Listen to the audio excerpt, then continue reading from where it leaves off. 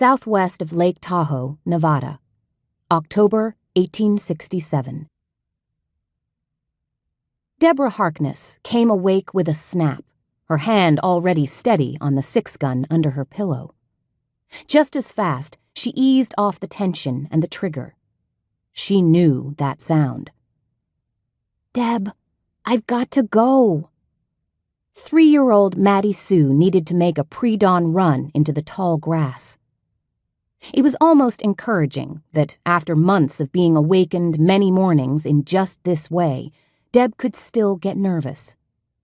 A woman needed to be alert on a wagon train heading through the wilderness.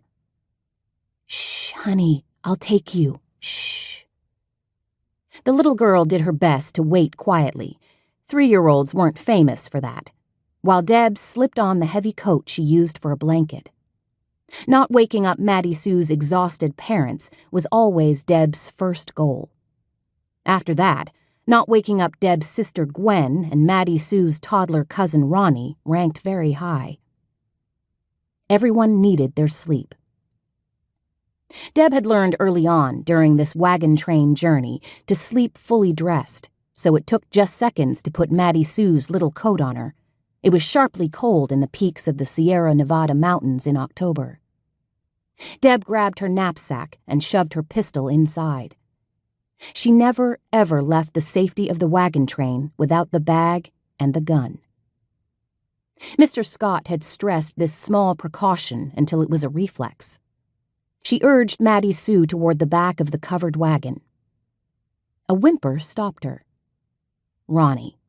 If she left the little boy, he'd be bawling his head off before Deb got back, and it wouldn't just be Mr. and Mrs. Scott who'd be awake. It'd be the whole wagon train. Ronnie could howl something terrible. "I've got him, Deb." Gwen was awake now, too. "I'll walk out with you."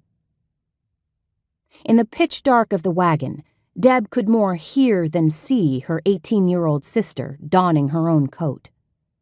Deb was tempted to growl with frustration. At this rate, she and Maddie Sue would be leading a parade into the privacy of the grass. Instead, she just whispered, "Thank you."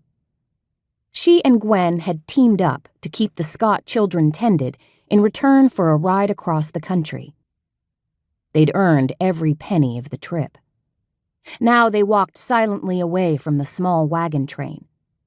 There was not a stir from behind them, so Deb thought they'd left the Scotts still sleeping. She sincerely hoped so.